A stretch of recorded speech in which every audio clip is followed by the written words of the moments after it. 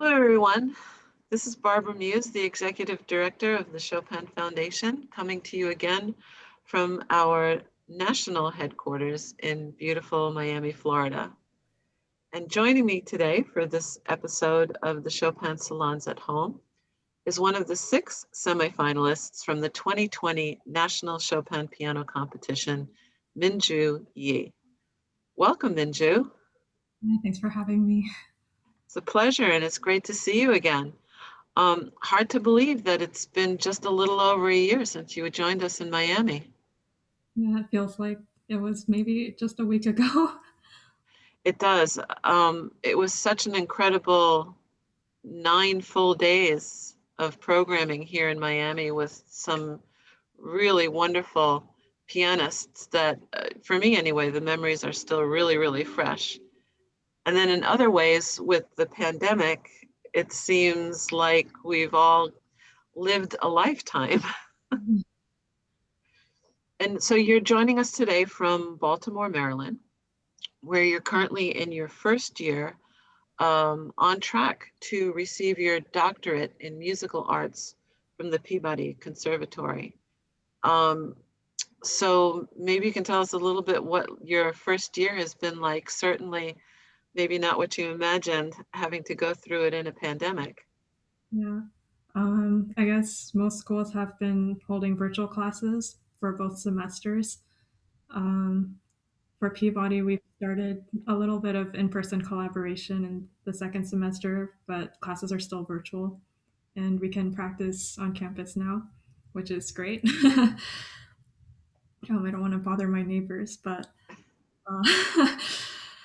uh, I think the most challenging aspect was holding my accompanying assistantship, which requires me to send recordings of my accompaniment this year instead of actually playing in person. So I have like this whole digital library now of these vocal accompaniments and some instrumental, but mostly vocal for like Oh, lyric that and operas. wow, that's super interesting. So, you record the accompaniment and then you send it off to your partner. Yeah. Um, do you get to hear the finished product?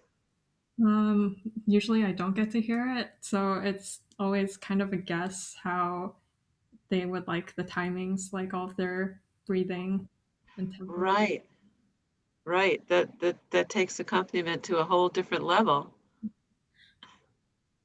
And I was reading in your bio that you're originally from Bellevue, Washington. And for those who may not know, we actually have a regional chapter of the Chopin Foundation of the Northwest. And I wonder if growing up, were you able to participate in any of the programs that were offered in that area? Yeah, I actually competed in the Northwest Chopin Festival 3 times between the years 2005 and 2008. And it's actually been a really interesting journey because I used some of the same repertoire from those competitions in the 2020 Miami competition. So I think I used all of them. So it's the Heroic Polonaise from the second round, um, the Nocturne Opus 48 number 2, number 1, and also the second round, and the Chopin Dante Spianato and Grand Polonaise, Opus 22, which I played in the third round. So Well, that's fantastic. That's really great to hear, and is illustrative of exactly why we have these regional programs set up. And I'm so glad that you were able to participate and learn some of the repertoire required for the competition, which we're actually going to have the pleasure of listening to in this episode. We're going to listen to the entire second round of the competition. And also, we got to know Min Joo a little bit more through her uh, interview that we did earlier. So I hope everyone will enjoy uh, this next episode of the Chopin Salons at Home. Thank you so much, Min Joo, for joining us. for the interview.